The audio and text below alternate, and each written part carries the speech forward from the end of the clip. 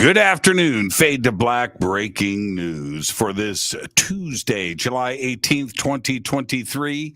This is all of the news that you need. I'm Jimmy Church.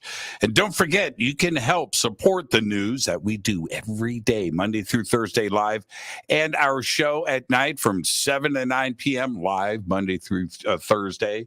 And get your Fade to Black T-shirts. You can get them two ways. That's right. Order a shirt, or you can get a Game Changer membership. The links are below. Help support the team here.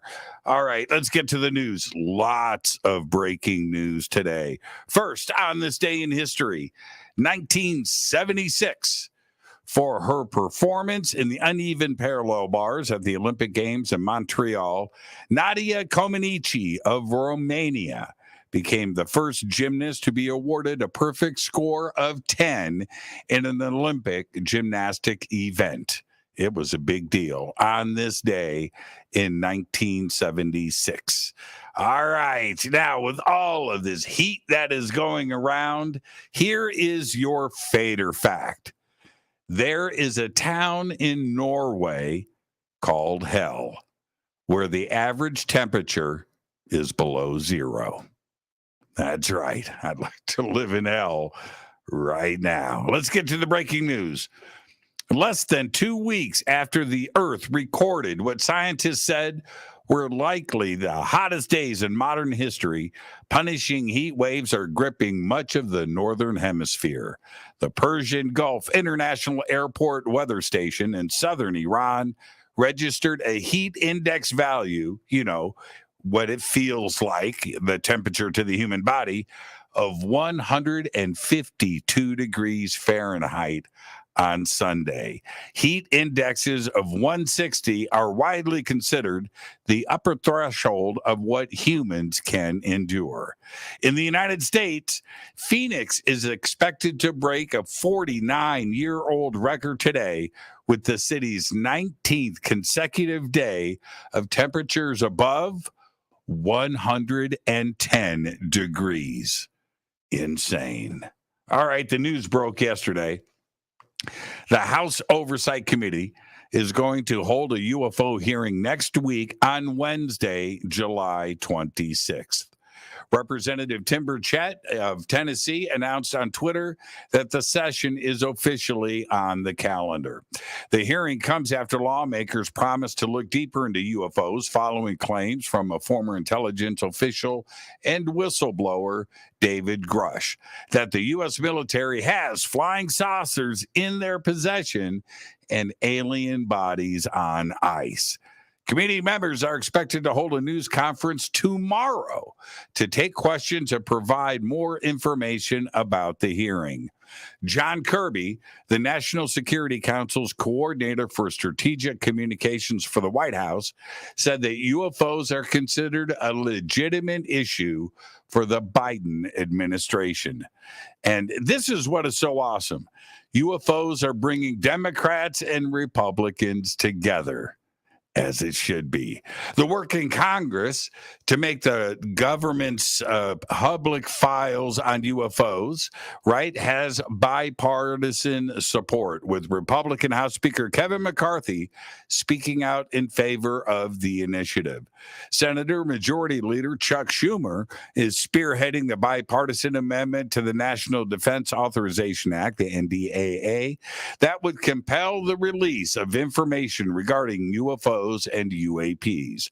Under the amendment, the National Archives and Records Administration would create a collection of records pertaining to the phenomenon for the immediate public release, unless a review board, of course, deemed it necessary for a given record to be kept classified. The NDAA amendment currently has the support of Republican Senators Marco Rubio of Florida, Mike Rounds of South Dakota, and Todd Young of Indiana. On the Democratic side, there are Senators Kirsten Gillibrand of New York and Martin Heinrich of New Mexico. An 80-year-old man with Parkinson's disease has been named among the first passengers on Virgin Galactic's second commercial flight next month. Passenger John Goodwin, he's 80 years old, will be the second diagnosed with the condition to make the journey, dubbed Galactic 02, and the first Olympian, by the way, after canoeing in the 1972 Munich Olympic Games as the commercial flight takes off on August 10th. An American soldier facing military disciplinary actions fled across the heavily armed border from South Korea into North Korea, U.S. officials announced today, becoming the first American detained in the North in nearly 5 years.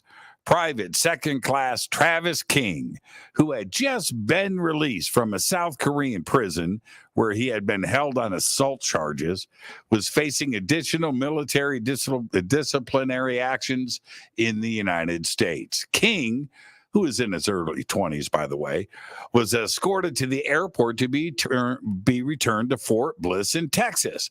But instead of getting on the plane, he left and joined a tour of the Joint Security Area, the JSA, as a dressed civilian. Now, how bad is it when walking into North Korea sounds like a good idea? I'm just saying. Millions of U.S. military emails have been mistakenly sent to Mali, a Russian ally, because of a typing error. Emails intended for the U.S. military's .mil domain for years have been sent to the West African country, which ends with a .ml suffix. None were marked as classified, but they included passwords, medical data, maps of U.S. military facilities, financial records, and the planning documents for official trips, as well as some diplomatic messages. The Pentagon said it has taken steps to address the issue. In other words, make sure they stick in that I. And finally, I'll leave you with this. Taco John's, the regional chain that has Taco Tuesday trademarked, announced today that it's ending its fight in defending the phrase and it will abandon it because it doesn't want to pay legal fees that come with a fight against Taco Bell.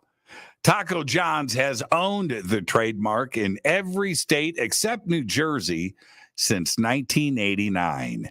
It has used the phrase for marketing purposes and has defended its use with cease and desist letters to others trying to use it. But Taco Bell took issue with that and said that nobody should have the exclusive rights in a common phrase and that any restaurant should use it. It makes sense, really, because Taco Tuesday became part of pop culture, and any attempt to enforce the trademark registration would likely have failed in court. Now, I'm kind of happy that Taco John's didn't hang out in the Fade to Black chat, though, or I would have gotten a cease and desist letter. But hey, just in case you didn't know, it's Taco Tuesday. What's for dinner? There you go. There's all the Fade to Black breaking news that you need for this Tuesday, July 18th, 2023. Fade to Black breaking news is produced by Renee Newman. I'm Jimmy Church. Go Backley Tappy.